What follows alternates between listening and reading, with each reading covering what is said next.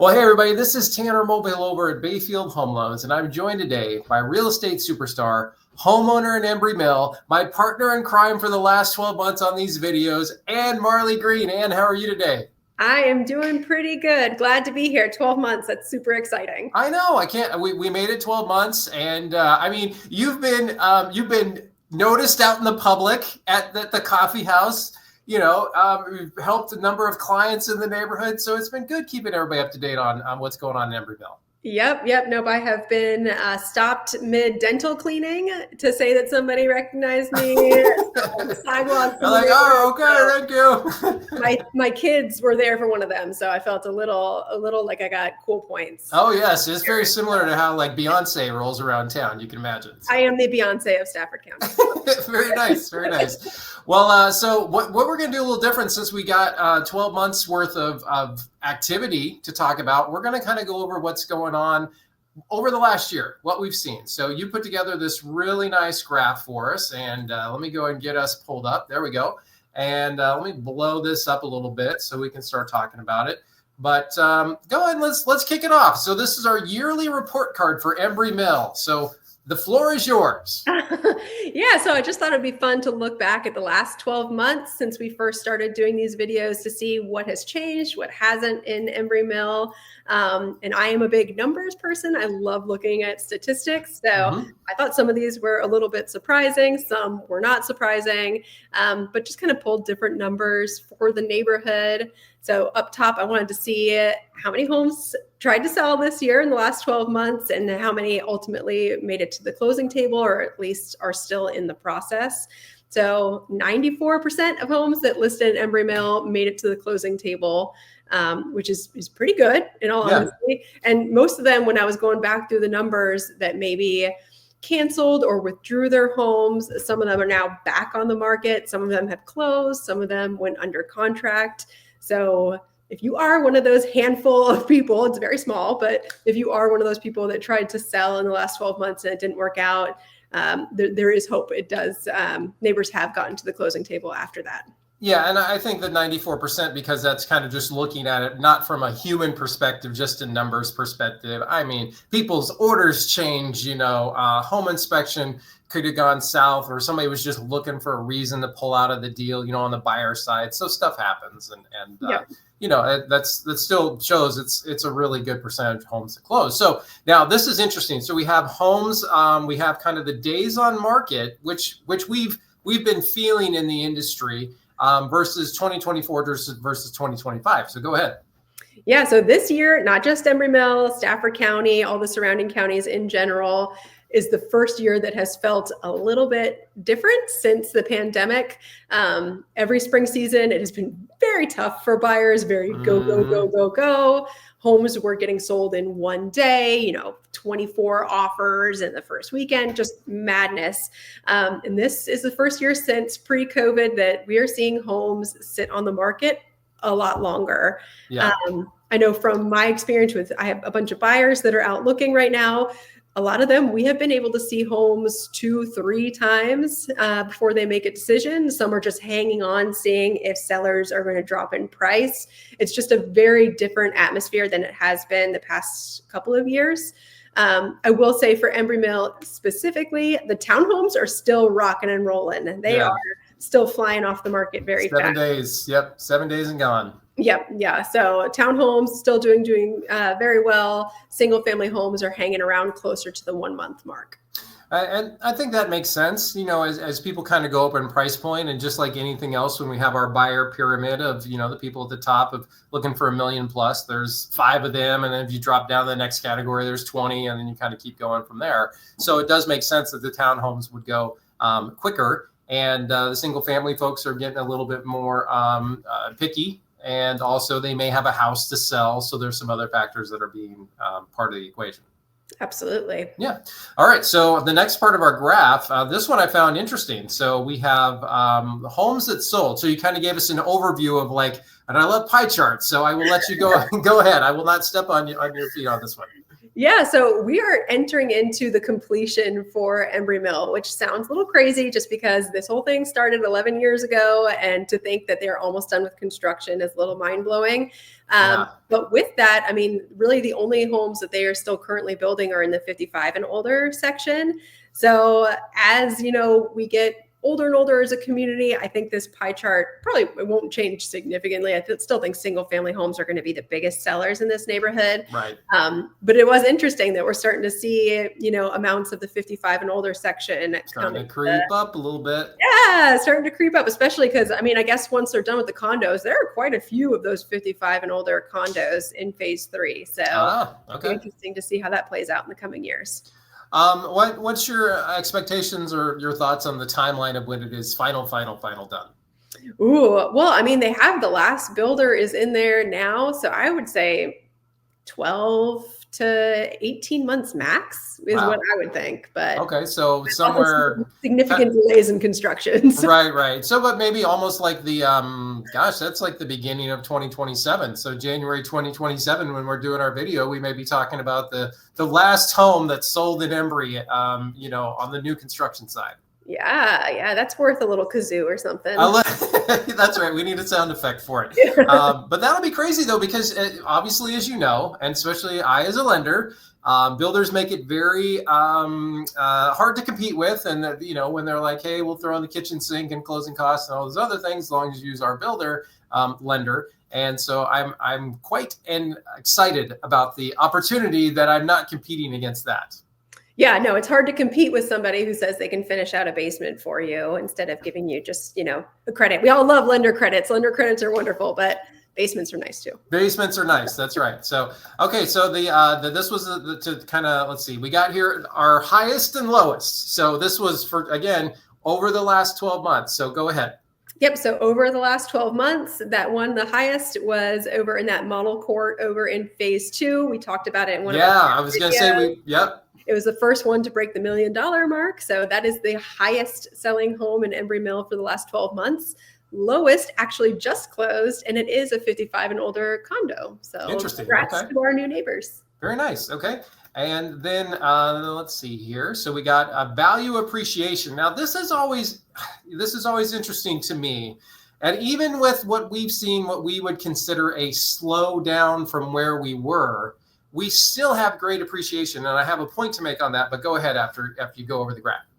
Yeah. So looking at the last 12 months, and then I bumped out an additional 12 months just to see how it compares year over year. It was pretty steady. It was 3.5%, basically consistently from 2003 to 2005, went very slightly up.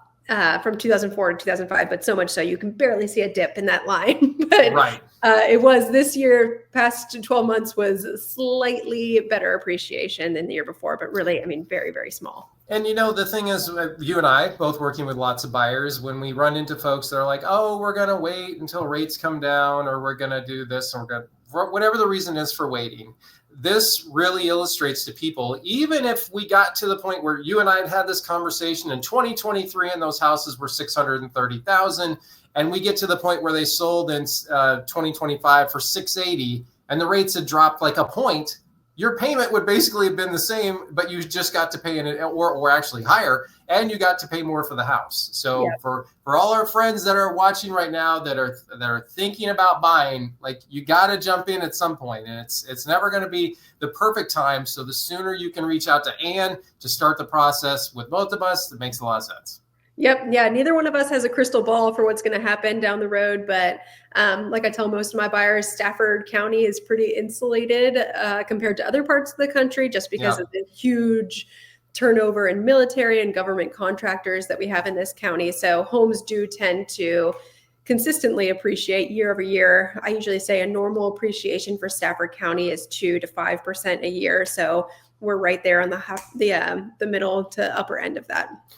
I think the other one to caveat on that too is that because not everybody, but a good chunk of people in Embrey Mill have super low rates, there's already rentals in the community. It's not like their prices dropped and they're suddenly going to flood the market with the inventory of Embrey Mill. That is just not going to happen, because those folks, they could just rent it. Be like, all right, fine. I don't want to sell it at what it's going for right now, so I'll just rent it out another couple of years and do it again. Yep. No, that's absolutely right. So, all right. Now this was an interesting one for us here. This is resale list price to sales price. Go ahead. Yeah, so breaking up into different categories again, there wasn't enough data to do the condos, the 55 and older condos, because those are all basically builder new construction homes. But single family homes, still most of them are getting what they listed it for, maybe slightly less. The townhomes and certainly the 55 and older townhomes seem to be the most competitive markets. I think for the townhomes, like we talked about earlier, that has a lot to do with price point. That price point is just in a lot more buyers' grasp than some of the higher end single family homes in this neighborhood. And then the 55 and older townhomes, there are like this many of them. Right. There's even smaller amounts that are available for resale already. So when one of those comes on, they go pretty quick. Yep. All right. Well, we're going to talk about 2 listings for the folks. Discuss why you felt you wanted to chat about these 2 for the folks. Yeah. So kind of like we talked about with the graph, days on market are taking up. That's pretty normal for the whole region, certainly normal for Embrey Mill as well. Looking at the last 30 days on market was hovering right around 45 days. So a month and a half to get a home from listing to sold. So these 2 homes that I pulled, one is under contract and one is closed. They both had very, very short days on market. So they still went very, very quick compared to some of the statistics for the rest of the neighborhood. So just thought it would be a good idea to click through some of these and see why I think these might have been more competitive than some of the other homes. Perfect. So 303 Petunia Way, currently 875 is showing what active under contract. So we don't know what the final price will be, but we have 5 bedrooms, 5 baths built in 2021. And just from the curb appeal, as we start off through the search here, I mean, beautiful looking house. So talk to me a little bit about what was catching your eye on this one. Yeah, it's in a great section of phase 2. It's got a good lot. But what really caught my eye, kind of clicking through the photos, is you can see they made good updates to the home, smart updates that would appeal to most of the buyer pool. Okay. So they upgraded the flooring throughout. Yeah, you like the ceiling. I love a good Tracy. Yes. Yeah. So they did upgraded flooring. They made some beautiful built-ins. They went for the coffered ceiling when they built the house out. And then you can tell in the kitchen they did some upgrades, extending those cabinets up to the ceiling and adding in. Look at that. Lights. That's very cool. Okay. Which is, some people decorate above their cabinets, but it's kind of dead space. So to be able to use that space and make it more of a functional item in the house, I think was a very smart move on their part. Yeah. You can see that. I mean, it's got a light up there, so it's kind of a showcase look too, and that's more of a traditional look, I guess I would almost say, right? Like it's kind of a different that you might have seen, 50s, 60s. Like I can remember my grandmother kind of had something similar to that, so I like that. Yeah, it's a very classic look. Like it's never going to go out of style. You just put your fancy Thanksgiving dishes up there that you. That's right. That's right. You get out the step stool, and then mom come in and mom's climbing on the cabinet. You're like, Mom, get down. Let me get that for you before you break a hip. So yes. Now let's see. So tell me a little bit. Like, let's get up to the primary. Was there anything kind of else that kind of caught your eye in there? Okay, so we're looking at some of the pictures. I mean, it's kind of our just a beautiful Embrey Mill home, and the master bath, primary bath, excuse me.